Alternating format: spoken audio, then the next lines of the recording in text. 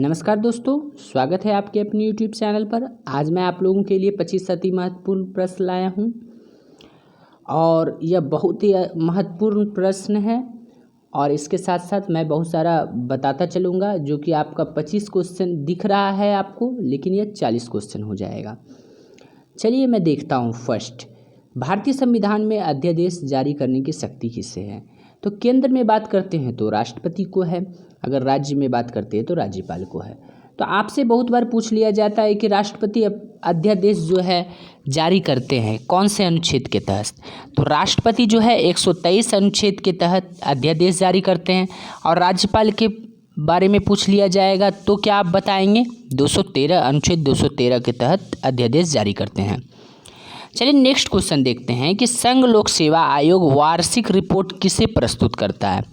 तो संघ लोक सेवा आयोग जो है वह वार्षिक रिपोर्ट जो प्रस्तुत करते हैं वो राष्ट्रपति को करते हैं। चलिए नेक्स्ट देखते हैं, कौन सा विधेयक राष्ट्रपति की अनुमति से ही संसद में प्रस्तुत किया जा सकता है? तो वह धन विधेयक है। तो बहुत बार पूछ लिया जाता है दोस्तों कि धन विधेयक जो है अंतिम रूप से कौन निर्णय करेंगे कि यह धन विधेयक है या नहीं? तो वह करते हैं लोकसभा अध्यक्ष। चलिए हम लोग नेक्स्ट क्वेश्चन देखते हैं, प्रधानमंत्री की नियुक्ति कौन करता है? तो प्रधानमंत्री की नियुक्ति जो है वो राष्ट्रपति करते हैं। लोकसभा के बहुमत दल के नेता को राष्ट्रपति प्रधानमंत्री के पद पर नियुक्त करते हैं। तो आपसे पूछ लिया जाएगा कौन से अनुच्छेद के तहत? तो ये 75 अनुच्छेद 75 के तहत जो है राष्ट्रपति जो प्रधानमंत्री को नियुक्त करते हैं। चलिए नेक्स्ट देखते हैं कि मंत्रिमंडल की अध्यक्षता कौन करता है? तो मंत्रिमंडल की अध्यक्षता जो केंद्र में होती है वह प्रधानमंत्री के द्वारा होती है। चलिए हम लोग बात कर लेते हैं कि केंद्रीय मंत्रियों की नियुक्ति किसके द्वारा किसकी सलाह से की जाती है? तो देखिए केंद्रीय मंत्रियों की नियुक्ति जो है प्रधानमंत्री की सलाह से ही राष्ट्रपति करेंगे। चलिए नेक्स्ट आप लोग को बताना है कि मंत्रिपरिषद के मंत्री को राष्ट्रपति कब पदच्युत कर सकता है? तो आपको पता होना चाहिए दोस्तों कि मंत्रिपरिषद के मंत्री को राष्ट्रपति पदच्युत मतलब पद से जो हटाएंगे वो प्रधानमंत्री की सलाह से ही हटा सकते हैं। और ये सभी प्रश्न आपको दोस्त बहुत आसान लग रहा होगा, लेकिन बहुत बार ऐसा होता है कि एग्ज़ाम में यही सब प्रश्न में आप कंफ्यूज कर जाते हैं और गलत हो जाता है। तो ध्यान से देखें, मंत्रिपरिषद के सदस्यों का चयन किसके द्वारा किया जाता है? तो मंत्रिपरिषद के सदस्यों का चयन जो है प्रधानमंत्री के द्वारा किया जाता है।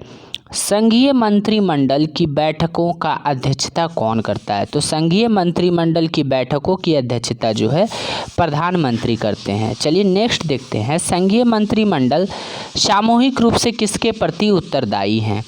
तो संघीय मंत्रिमंडल जो है सामूहिक रूप से लोकसभा के प्रति उत्तरदायी होते हैं। किसकी सलाह पर राष्ट्रपति लोकसभा को 5 वर्ष से पूर्व भंग कर सकता है?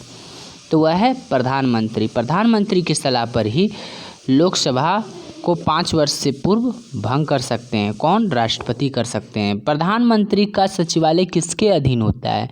यह फ्रेंड्स बहुत सारे एग्जामों में पूछा गया है।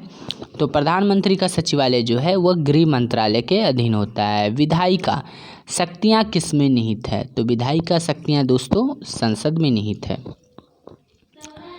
चलिए नेक्स्ट देखते हैं, पहली लोकसभा बैठक कब हुई थी? तो पहली लोकसभा बैठक जो है 13 मई 1952 में हुई थी। भारतीय संविधान में भारत को क्या कहा गया है?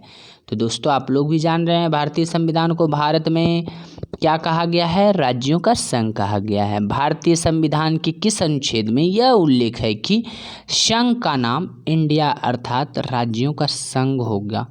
तो अनुच्छेद 1 में उल्लेख किया गया है।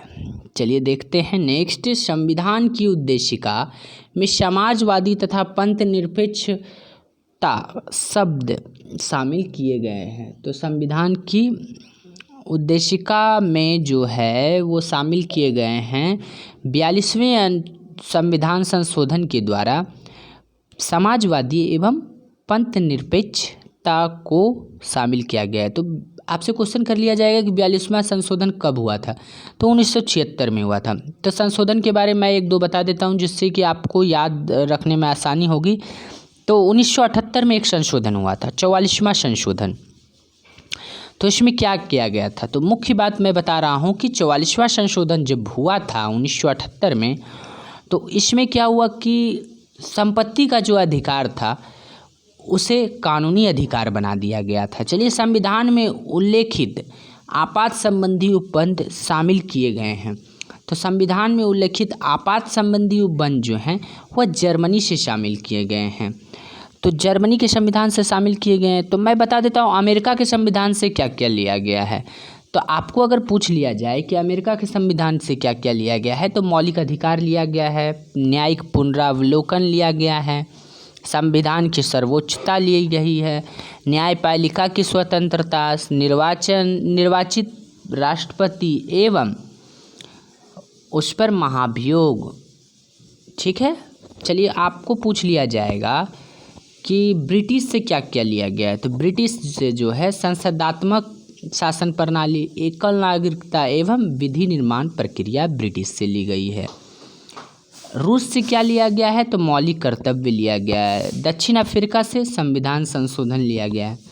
और जापान से क्या लिया गया है, विधि द्वारा स्थापित प्रक्रिया। चलिए नेक्स्ट देखते हैं कि नागरिकता संबंधी उपबंधों के अधीन भारत के समस्त लोगों को प्रदान की गई है। तो वह एकहरी नागरिकता सभी लोगों को प्रदान की गई है।